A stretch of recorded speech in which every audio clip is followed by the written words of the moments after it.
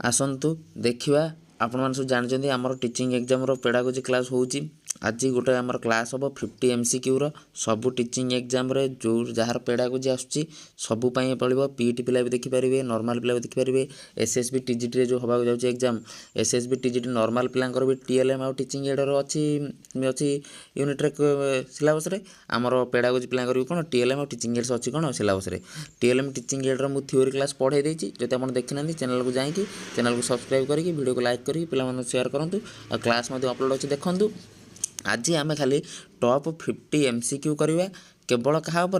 TLM TLM माने कौन teaching learning material आउ टीचिंग एड उपर केवल यही दुईटा